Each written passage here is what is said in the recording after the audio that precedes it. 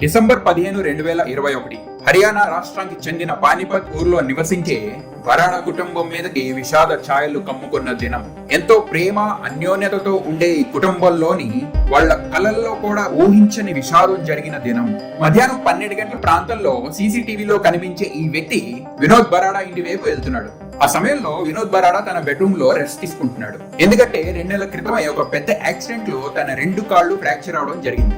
ఇంకా అదే సమయంలో వినోద్ భార్య నిధి కిచెన్ లో పనిచేసుకుంటోంది. ఇంట్లో పెద్దగా ఎవరు లేకపోవడం, ఇంకా మెయిన్ డోర్ తెరిచే ఉండడం వల్ల ఈ వ్యక్తి చాలా సులువుగా ఇంట్లోకి ప్రవేశించి వినోద్ బరాడా రెస్ట్ తీసుకుంటున్న తన బెడ్రూమ్ లోకి నిశ్శబ్దంగా జొరబడి తలుపుకి లోపటి నుంచి గడి పెట్టి వినోద్ బరాడా మీద అటాక్ చేయడం మొదలు పెట్టాడు. గట్టిగా అరుపులు విన్న నిధి కిచెన్ నుంచి పరిగెట్టుకుంటూ వచ్చి బెడ్రూమ్ తలుపులు తీయడానికి ప్రయత్నించింది. కానీ తలుపులు లోపటి నుంచి గడి ఉండడం వల్ల నిధి ఏమీ చేయలేక సహాయం కొరకు అరుచుకుంటూ బయటికి వెళ్ళినప్పుడు ఇరుగు పొరుగు వాళ్ళు వచ్చి తలుపు విరగొట్టడానికి ప్రయత్నించారు. కానీ లోపటి నుంచి గడి ఉండడం వల్ల ఆ తలుపుని విరగొట్టలేకపోయారు. అయితే ఆ రూమ్ కున్న కిటికీల్లోంచి లోపలికి చూసినప్పుడు ఆ వ్యక్తి వినోద్ని మంచం నుంచి కిందకి తోసి ఆయన దగ్గర ఉన్న గన్ తో ఒకసారి నడుము మీద, ఇంకొకసారి తల మీద షూట్ చేసి, మూడోసారి మళ్ళీ గన్ లోడ్ చేసి తలుపు గడి తీసి రూమ్ లోంచి బయటకు వచ్చి గన్ తో అక్కడ ఉన్న వాళ్ళని బెదిరించి పారిపోవడానికి ప్రయత్నించాడు. కానీ అక్కడ ఉన్న జనం భయపడకుండా ధైర్యంగా ఆయనని పట్టుకోవడమే కాకుండా ఆ వ్యక్తిని పోలికి కట్టి కొట్టడం మొదలు పెట్టారు.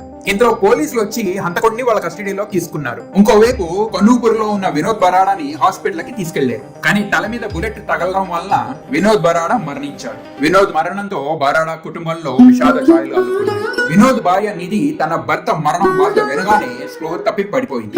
ఎంతో ప్రేమ అన్యోన్యతతో ఉండే కుటుంబం క్షణాల్లో అస్తావ్యస్తం అయిపోయింది. అసలు ఈ హత్యకి వెనుకున్న అసలైన కారణం తెలుసుకోవడానికి ముందు మనం 2 నెలల క్రితం ఏం జరిగిందో తెలుసుకోవాలి. అక్టోబర్ 5, 2021 పానీపత్ లో ఉన్న సుఖ్దేవ్ నగర్ లో వినోద్ కి ఒక కంప్యూటర్ ట్రైనింగ్ సెంటర్ ఉంది. వినోద్ రోజులాగే తన ఆఫీస్ బయట కుర్చీ వేసుకొని కూర్చొని ఉండగా అదే సమయంలో సూపర్ ఫాస్ట్ స్పీడ్ గా ఒక పికప్ ట్రక్ వచ్చి వినోద్ ని గుద్దడం జరిగింది. ఈ యాక్సిడెంట్ లో వినోద్ 2 కాళ్ళకి ఫ్రాక్చర్ అయింది. మరోవైపు యాక్సిడెంట్ చేసిన వ్యాన్ డ్రైవర్ ని పోలీసులు అరెస్ట్ చేశారు. ఆ డ్రైవర్ పేరు Dev Sunar alias Deepak. Van brake fail అవడం వల్ల ఈ యాక్సిడెంట్ జరిగిందని దేవ్ సునార్ కోర్టులో చెప్పాడు. అయితే ఇది హిట్ అండ్ రన్ కేసు కాబట్టి కొన్ని రోజుల్లోనే దేవ్ సునార్ కి బెయిల్ వచ్చింది. అయితే అదే దేవ్ సునార్ ఎలియాస్ దీపక్ యాక్సిడెంట్ చేసిన 2 నెలల తర్వాత వినోద్ని హత్య చేశాడని పోలీసు దర్యాప్తులో తేలింది. బెయిల్ మీద బయటకు వచ్చిన తర్వాత తన మీద ఉన్న కేసును వెనక్కి తీసుకోవాలని దేవ్ సునార్ వినోద్ మీద చాలా ఒత్తిడి చేశాడు. అయితే వినోద్ కేసు వెనక్కి తీసుకోవడానికి నిరాకరించాడు కాబట్టి దేవ్ సునార్ ఆవేశంలో వినోద్ని హత్య చేశాడు. నేరం, నేరస్తుడు, నేరానికి వెనుకున్న ఉద్దేశం అన్ని క్లియర్ గానే కనిపిస్తున్నాయి కాబట్టి పోలీసులు ఇంకా తదుపరి దర్యాప్తు చేయకుండా దీన్ని ఒక సాధారణ మర్డర్ కేసుగా భావించి దేవ్ సునార్ మీద సెక్షన్ 302 బుక్ చేసి చార్జ్ షీట్ ఫైల్ చేశారు. అయితే మనకి కనిపించేవన్నీ నిజాలు కాదన్నట్టు ఈ కేసులో ఇంకా చాలా నిజాలు బయటికి రావాల్సి ఉంది. అసలైన కథ ఇప్పుడే మొదలవుతుంది.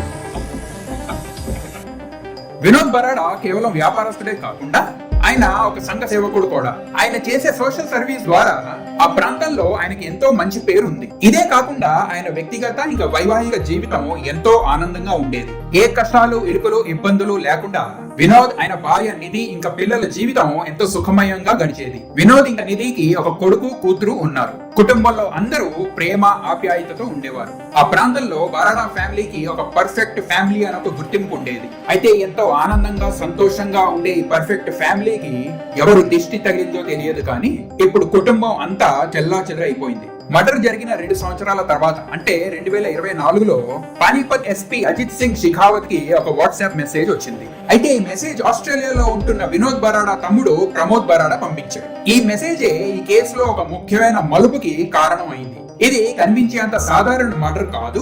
ఇంకా ఈ మర్డర్ లో కుటుంబ సభ్యుల హస్తం ఉంది కాబట్టి ఈ కేసుని మళ్ళీ రీఓపెన్ చేయాలని ప్రమోద్ బరాడా వాట్సాప్ మెసేజ్ ద్వారా ఎస్పీ అజిత్ సింగ్ షెకావత్ కి విజ్ఞప్తి చేశాడు. అయితే 2 సంవత్సరాల్లో పోలీస్ ని ఎంత విజ్ఞప్తి చేసినప్పటికీ పోలీసులు ఆయన రిక్వెస్ట్ ని పట్టించుకోలేదు. కానీ ఎప్పుడైతే అజిత్ సింగ్ షెకావత్ పానీపత్ కి ఎస్పీ అయ్యారో వాళ్ళ అన్న వినోద్ కి న్యాయం జరుగుతుందనే నమ్మకం ప్రమోద్ కి కలిగింది. ఎందుకంటే అజిత్ సింగ్ షెకావత్ ఒక నిజాయితీ పరుడని, ధైర్యవంతుడని, ఇంకా ఎంతో తెలివైన ఐపీఎస్ ఆఫీసర్ అని హర్యానాలో ఒక మంచి గుర్తింపు ఉంది. అయితే మెసేజ్ రాగానే ఎస్పీ షెకావత్ కేసుని మళ్ళీ రీఓపెన్ చేసి దర్యాప్తు మొదలు పెట్టారు. షెకావత్ ఇన్వెస్టిగేట్ చేస్తున్నప్పుడు ఆయనకి మర్డర్ మోటివ్ అంటే హత్య వెనుకున్న ఉద్దేశం మీద అనుమానం కలిగింది. మన దేశంలో హిట్ అండ్ రన్ కేసులకి పెద్ద శిక్షలు పడవు. ఇంకా కొన్ని కేసుల్లో అయితే కేవలం ఫైన్ వేసి నేరస్తుల్ని వదిలేస్తారు. అయితే దేవ్ సునార్ మీద కూడా హిట్ అండ్ రన్ నేరం మోపబడింది కాబట్టి దేవ్ సునార్ కూడా ఒక సాధారణమైన శిక్షతో బయటపడేవాడు కాబట్టి మర్డర్ చేసి యావజ్జీవ శిక్ష దేవ్ సునార్ ఎందుకు కొని తెచ్చుకుంటాడనే ఆలోచన ఎస్పీ షెకావత్ కి కలిగింది. ఇదే ఆలోచనతో మర్డర్ మోటివ్ ని అనుమానిస్తూ ఎస్పీ షెకావత్ అసలైన మర్డర్ మోటివ్ కొరకు దర్యాప్తు మొదలు పెట్టారు. ఆయనకి ఎంతో నమ్మకమైన ఆఫీసర్ల ద్వారా సీక్రెట్ ఇన్వెస్టిగేషన్ మొదలు పెట్టారు. కొత్తగా మొదలుపెట్టిన రహస్య దర్యాప్తులో దేవ్ సునార్ కి సంబంధించిన బ్యాంక్ డీటెయిల్స్ ఇంకా కాల్ రికార్డ్స్ ని చెక్ చేశారు. ఈ దర్యాప్తులో కొన్ని ఆసక్తికరమైన నిజాలు బయటపడ్డాయి. అందులో మొదటిది, వినోద్ బరాడాతో యాక్సిడెంట్ అయిన పికప్ వ్యాన్ ని యాక్సిడెంట్ అవ్వక 10 రోజుల ముందే కొన్నారు. రెండోది, దేవ్ సునార్ కి సంబంధించిన కాల్ రికార్డ్స్ ఇంకా బ్యాంక్ డీటెయిల్స్ లో ఒక వ్యక్తి పేరు ఎక్కువగా కనిపించింది. ఇంకా ఆ వ్యక్తి పేరు సుమిత్. మూడోది, యాక్సిడెంట్ ఇంకా మర్డర్ కి ముందు దేవ్ తో సుమిత్ గంటలు ఫోన్ లో మాట్లాడినట్టు దేవ్ కి సంబంధించిన కాల్ రికార్డ్స్ లో బయటపడింది. పోలీసులు సుమిత్ కొరకు ఆరా తీసినప్పుడు సుమిత్ ఒక జిమ్ ట్రైనర్ అని, ఆయనకు ఒక బాడీ సప్లిమెంట్ షాప్ ఉందని కూడా బయటపడింది. అసలు సుమిత్ కి వినోద్ బరాడా మర్డర్ కి సంబంధం ఏంటో తెలుసుకునే ప్రయత్నం పోలీసులు మొదలు పెట్టారు. ఇదే ప్రయత్నంలో సుమిత్ కి సంబంధించిన పర్సనల్ డీటెయిల్స్, కాల్ రికార్డ్స్ ఇంకా బ్యాంక్ డీటెయిల్స్ మీద పోలీసులు రహస్య దర్యాప్తు మొదలు పెట్టారు. ఈ దర్యాప్తులో ఎవరు ఊహించలేని నిజాలు బయటపడ్డాయి. సుమిత్ రోజు ఒక వ్యక్తితో గంటల తరబడి మాట్లాడుతున్నట్టు కాల్ రికార్డ్స్ ద్వారా బయటపడింది. అదే వ్యక్తి పేరు సుమిత్ బ్యాంక్ స్టేట్మెంట్ లో కూడా కనిపించింది. ఈ వ్యక్తి సుమిత్ అకౌంట్ కి లక్షల రూపాయలు ట్రాన్స్ఫర్ చేసినట్టు కూడా బయటపడింది. ఆ వ్యక్తి ఎవరో కాదు, వినోద్ బరాడా భార్య నిధి బరాడా. దేవ్ సునార్, సుమిత్ ఇంకా నిధి ఈ ముగ్గురు హస్తం వినోద్ బరాడా మర్డర్ లో ఉన్నట్టు దర్యాప్తులో తేలింది. ఈ విషయాలు తెలియగానే పోలీసులు ఇంకా ఆలస్యం చేయకుండా సుమిత్ ఇంకా నిధిని కస్టడీలో తీసుకున్నారు. మొదట్లో ఇద్దరు వాళ్ళకేం తెలియదని అమాయకులుగా నటించారు. కానీ పోలీసులు వాళ్ళదైన శైలిలో ప్రశ్నించడం మొదలుపెట్టి నిధికి సీసీటీవీ కెమెరా రికార్డింగ్స్ చూపించారు. ఈ వీడియో మొదట్లో నేను మీకు చూపించిన అదే సీసీటీవీ ఫుటేజ్ ని పోలీసులు నిధికి చూపించారు. మొదట్లో మీకు నేను చూపించినది ఫుటేజ్ తాలూకా కొంత భాగమే. ఆ సీసీటీవీ రికార్డింగ్ మొత్తం ఫుటేజ్ ఇప్పుడు చూడండి. డిసెంబర్ 15 హత్య జరిగిన రోజు దేవ్ సునార్ వినోద్ ఇంటి లోపలికి వచ్చినప్పుడు వినోద్ భార్య నిధి కిచెన్ లో పని చేసుకుంటోంది. నిధికి దేవ్ సునార్ వస్తాడని ముందే తెలుసు కాబట్టి మెయిన్ డోర్ కి లోపటి నుంచి గడి పెట్టలేదు. దాంతో దేవ్ సునార్ చెడి చప్పుడు లేకుండా ఇంట్లోకి ప్రవేశించి కిచెన్ లో ఉన్న నిధిని చూసి పలకరించాడు. నిధి కూడా దేవ్ సునార్ కి సైగలు చేసి వినోద్ ఉన్న రూమ్ లోకి పంపించింది. దేవ్ సునార్ వినోద్ రూమ్ లోకి వెళ్ళగానే నిధి గాబరా పడినట్టు నటించి అరుచుకుంటూ సహాయం కొరకు బయటికి పరిగెట్టుకుంటూ వెళ్ళింది. ఈ సీసీటీవీ రికార్డింగ్ చూసిన తర్వాత నిధి ఇంకా సుమిత్ వాళ్ళు చేసిన నేరాన్ని ఒప్పుకున్నారు. ఇదే సీసీటీవీ రికార్డింగ్ మర్డర్ జరగగానే పోలీసులు ఎందుకు చెక్ చేయలేదు? అయితే దేవ్ సునార్ రెడ్ హ్యాండెడ్ గా పట్టుబడ్డం ఇంకా ఆ హత్య ఆయనే చేసాడని ఒప్పుకోవడం వల్ల ఈ కేసులో తదుపరి దర్యాప్తు అవసరం లేదు అనుకొని పోలీసులు అక్కడున్న సీసీటీవీ ఫుటేజ్ ని చెక్ చేయలేదు. నేరం, నేరస్తుడు, నేరం వెనుకున్న అసలైన కారణం అన్ని ఎదురుగానే ఉన్నాయి కాబట్టి వాటిని నిజం అనుకొని పోలీసులు దేవ్ సునార్ ని అరెస్ట్ చేసి ఛార్జ్ షీట్ ఫైల్ చేశారు. నిధి, వినోద్ చాలా ప్రేమ అన్యోన్యతతో ఉండేవారు. పండగల్లో, ఫ్యామిలీ ఫంక్షన్ లో, వినోద్ వ్యాపార విషయంలో అన్నిట్లో నిధి వినోద్ కి సహకరించేది. తన భర్త దీర్ఘాయుష్తో ఉండాలని నిధి రథాలు కూడా చేసేది. నిధి వినోద్ తోనే కాదు, కుటుంబంలో ఉన్న అందరితోని ఎంతో ప్రేమ, ఆప్యాయంగా ఉండేది. అలాగే కుటుంబంలో ప్రతి ఒక్కరికి నిధి అంటే ప్రేమ, గౌరవం ఉండేది. నిధి భర్తకు ఒక మంచి భార్యగా, అత్తమామలకి ఒక మంచి కోడలుగా, ఇంకా పిల్లలకి ఒక మంచి తల్లిగా ఉండేది. వినోద్ వ్యాపారం కూడా చాలా బాగా జరిగేది కాబట్టి డబ్బుకి ఏ లోటు లేకుండా ఉండేది. నిధి వైవాహిక జీవితంలో ఒక ఆడపిల్ల కలలుగానే సుఖ సంతోషాలు అన్నీ ఉన్నాయి. అయితే ఇంత ప్రేమగల భార్య భర్తని చంపడానికి దారి తీసిన ఆ కారణాలేంటి? 2021లో నిధి ఫిట్నెస్ కొరకు ఒక జిమ్ జాయిన్ అయింది. ఆ జిమ్ లో ఆమెకి సుమిత్ తో పరిచయం అయింది. సుమిత్ ఆ జిమ్ లో పర్సనల్ ట్రైనర్ గా ఉండేవాడు. ఇంకా నిధి కూడా సుమిత్ పర్సనల్ ట్రైనింగ్ ఇచ్చేవాడు. క్రమంగా సుమిత్ ఇంకా నిధి దగ్గర రావడం మొదలు పెట్టారు. మొదట స్నేహం, తర్వాత ప్రేమ, తర్వాత ఇద్దరి మధ్యలో ఎఫైర్ మొదలైంది.